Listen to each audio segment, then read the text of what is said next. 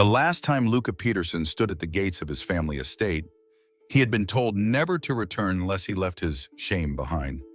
That was the word his father had used, shame, when referring to Eli, the man Luca had loved for years. He still remembered the sound of the wine glass crashing to the floor, the way his mother had stared at him as if he were a stranger. But what hurt most was not the rejection. It was the silence that followed, the silence of being erased. Now, years later, Luca stood again at those wrought iron gates, but this time it wasn't for a confrontation. It was for a farewell.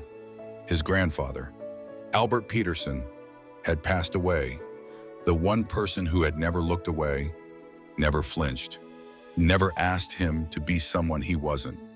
The Peterson estate was dressed in solemn colors. Guests arrived in silence, whispering condolences that brushed past Luca without landing. He had come alone. Not because Eli didn't want to be there, but because his parents had made it clear, this day is about dignity. Don't turn it into a political statement. That had been his mother's message, written in a perfectly folded note, sealed with a family crest that once meant something to him. He had torn it in half, inside the chapel. Luca kept his head down. He didn't need to see the faces around him to know they were watching, judging, whispering. What he didn't expect, what made his chest tighten, was the emptiness in the pew where his grandfather used to sit every Sunday. The absence wasn't just physical. It echoed in the way no one mentioned Albert's kindness, his defiance, his quiet strength. They spoke of his legacy, his land, his name, but not his love. That part, they buried long before the casket.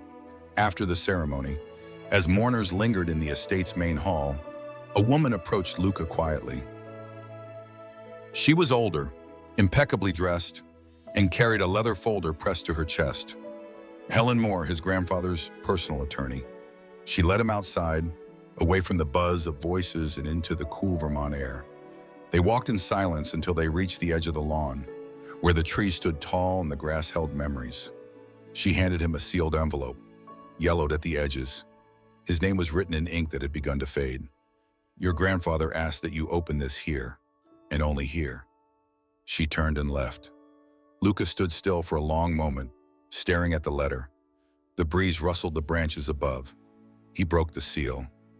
Inside was a note in his grandfather's careful script, the words pressed deep into the paper, as if written with weight. Luca, if you're reading this, then I'm gone. But know that I am still here beneath the oak tree, in the wind across the field, in the part of you that refuses to be silenced. You are not the shame of this family. You are the truth it has always been too afraid to face. The letter continued, and with each sentence, Luca felt the air thicken around him. His grandfather had written not just to say goodbye, but to confess something long hidden, a promise, made under the same sky, long before Luca was born, a promise never fulfilled, and an invitation for Luca to finish what Albert could not begin. If this story touches something inside you, if you've ever been told your love is less than worthy, subscribe to Heart Stories and stay with us. Because sometimes healing begins not with acceptance, but with remembrance. Luca sat on the damp wooden bench beneath the old oak tree, the envelope resting on his knees, the letter still trembling in his hand. The rest of the guests were gathered near the main house, sipping wine and trading empty condolences. But here, on the lawn behind the estate, it felt like time had stalled. This was the place, the exact spot where his grandfather had asked the letter to be opened. And now, as Luca read on, he understood why. The handwriting remained steady but carried a heaviness that weighed on every word. This lawn, Albert had written, was once meant to hold my joy. Decades ago, when I was a young man barely back from war, I stood on this very grass and imagined a future I was not allowed to have. I loved someone. His name was Walter, and I planned to ask him to marry me right here, under this tree. But the world I lived in didn't allow such things. Not then, not for us. The words hit Luca like a tide. He blinked, stunned, as the image of his stoic, proud grandfather slowly reshaped in his mind, not as the untouchable patriarch everyone revered, but as a man who had loved in silence and carried the weight of that silence for a lifetime. I did what was expected of me. I married your grandmother, built the house, ran the land, but Walter never left my heart. He moved away, started over, and I stayed. The night before his wedding, I came to this tree, stood where you're sitting now, and buried the ring I never gave him. Luca, I've spent my whole life hiding one truth, while you've spent yours fighting to live yours. That's why I've left you this choice. If you and Eli marry on this lawn within 1 year of my passing the estate, the company shares, and every cent I own will be yours. It's not a gift, it's a statement, a correction. If you choose not to, the entire estate will transfer to a foundation I've quietly built, the Lawn of Love, a place for youth who were cast aside like we once were. Luca folded the letter carefully, as if afraid that any wrong movement might erase the man who wrote it. The field stretched out before him, golden and familiar, but now utterly transformed. This wasn't just family property. This was a monument to love denied, and now a promise made possible. Later that night, back in his hotel room in town, Luca called Eli. His voice was low, the kind of tone people use when they're holding too much. Eli, he began. He knew. About you. About us. He always knew. There was a pause on the other end. And what did he say? Eli asked, barely above a whisper. Luca's hand tightened around the phone. He said he loved someone too. A man. Walter. He wanted to marry him right here, but he couldn't. He never could. Eli didn't respond immediately.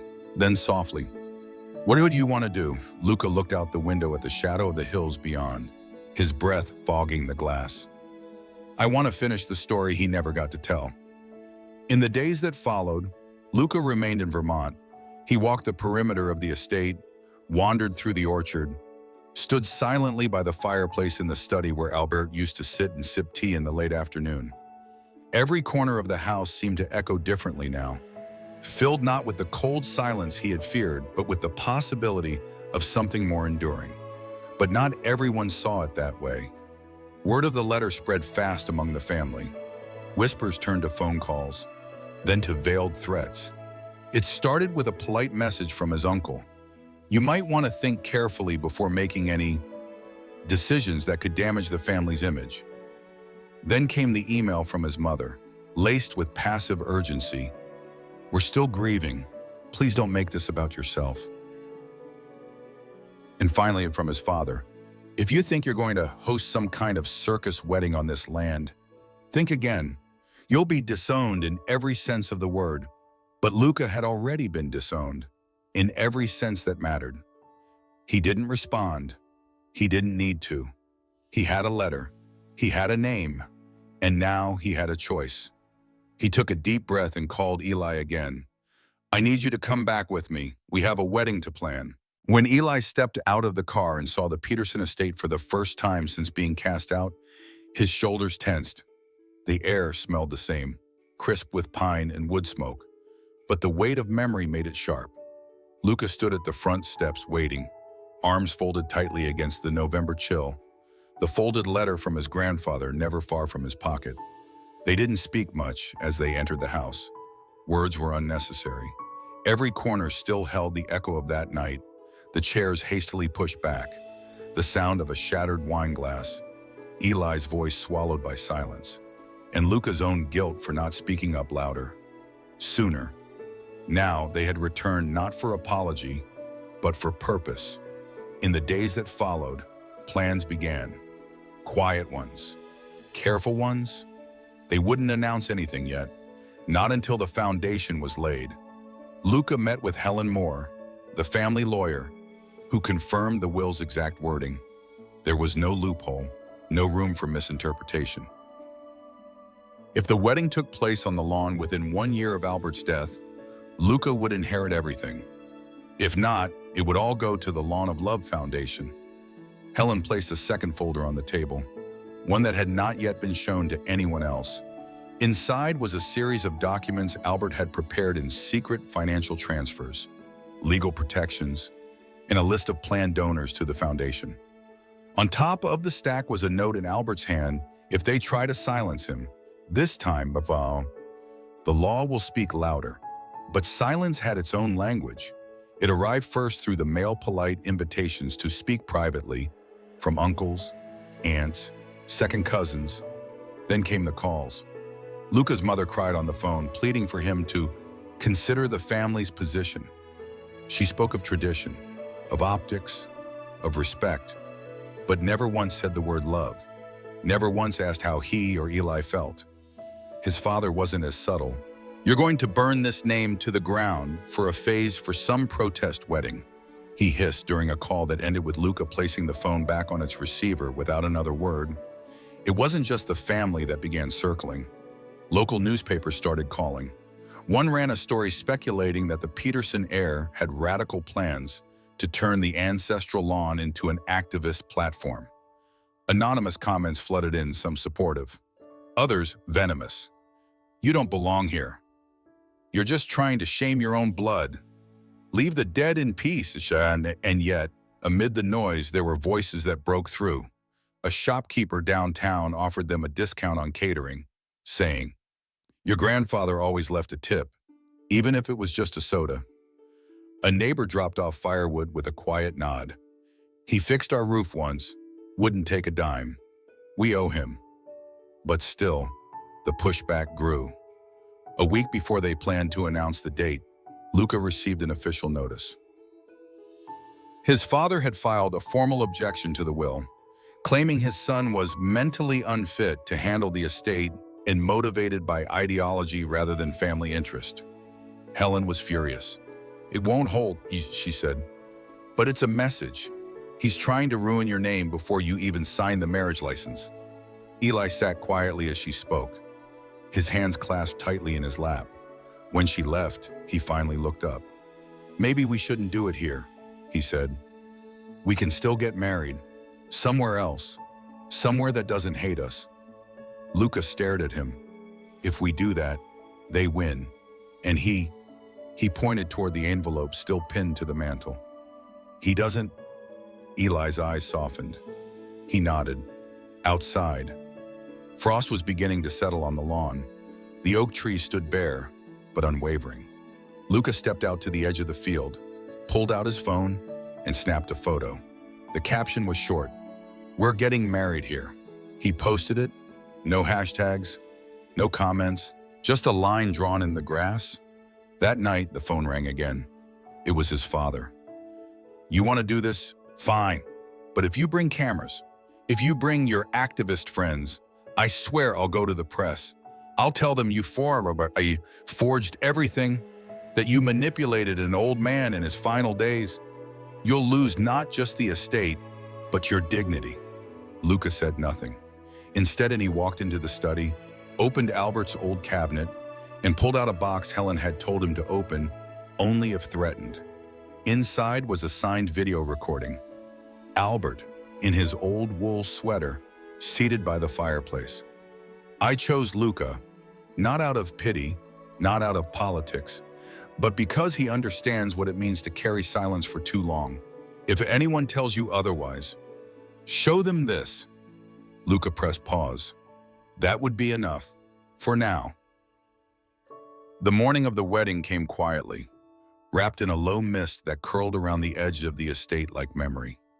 Luca stood at the back door of the main house, watching the early sun filter through the trees. The oak tree stood in the center of the lawn, bare and solemn, as if waiting like it had waited for decades for someone to finish a story that had once begun beneath its branches. Preparations had been simple, modest, deliberate. There were no golden chairs or sweeping floral arches, only folding seats lined in a soft semicircle and rows of wild lavender that had started growing on their own after Albert passed. A local string quartet rehearsed quietly under a tarp. A neighbor offered to arrange the food. Luca and Eli had insisted there be no publicity, no articles, no guests from the city, only people who had known Albert, only those who understood. But the air still held tension. the kind of silence that precedes a storm. 2 days before, a local newspaper had run a piece leaked by an unnamed family source. It painted Luca as unstable, emotionally erratic, and influenced by radical ideology. It questioned whether Albert Peterson had truly meant to leave his fortune to a grandson with no sense of tradition. The article was signed by a journalist known to be friendly with Luca's father. Luca didn't respond publicly. He didn't have to. Because that night, a letter arrived by hand, no postage. Just a folded page tucked in an envelope with only the words, "For Luca," written on the front. Inside was a photograph, black and white, faded at the corners. Two men stood beside a military truck in dress uniforms. One of them was Albert, not more than 25. The other, lean, sharp-eyed, with a crooked grin, was Walter. On the back of the photo, in Albert's hand, "Walter, the only truth I never apologize for." Luca stared at it for hours, fingers tracing the edge. He didn't sleep that night. Nor did Solemn. Now, on the morning of the ceremony, Luca knelt at the base of the oak tree and began to clear away a patch of dry earth. He wasn't sure why, only that something compelled him to look. 10 minutes passed, then 20, and then, with the soft clink of metal against metal, he found it. A small tin box, rusted at the corners but still sealed. Inside, wrapped in yellowed cloth, was a simple silver band. Engraved inside, a ba. Under this scar, always. He held it in both hands, the weight of it unfamiliar, intimate, sacred. He placed it on the altar without explanation. As guests arrived, some looked uncertain, others smiled softly. An elderly couple from across the valley brought apple preserves. "Your grandfather used to trade us his walnuts for these," they said. A neighbor's teenage daughter brought a painted sign and asked if she could leave it near the altar. It read, "Love never needed permission." Eli emerged from the house just before noon, his suit tailored but simple. Luca met him halfway across the lawn. No words were spoken. They didn't need them. Helen Moore officiated. Her voice was steady, legal by training, but cracked with emotion as she recited the vows. Luca's mother and father did not attend, but that absence, once a wound, now only felt like space room for something else to grow. When the time came for personal vows, Luca didn't read from a paper. He only reached into his coat pocket and pulled out Albert's letter. "I was going to say something about love," he began. "About struggle, about silence. But I think my grandfather already said it better than I could." He opened the letter, reading just a single sentence. "You are not the shame of this family. You are the truth it has always been too afraid to face." The guests fell silent. A breeze swept through the oak's branches. And then, without warning, an old car pulled up at the far end of the lawn. It moved slowly, deliberately, a silver sedan from another decade. An elderly man stepped out, thin, pale, and hands trembling, but eyes alert. Luca froze. Helen rose from her seat, whispering a single name as she stepped forward. "Walter?" A hush fell. The man approached, holding a small notebook. His voice wavered, but held. "I loved Albert Peterson. 65 years ago, we stood on this lawn and dreamed of something we didn't have words for. He never stopped writing to me. Letters I never had the courage to answer. Until today." He opened the notebook and read a fragment from Albert's final letter. "If I cannot stand beside you when they say their vows, let me stand in memory.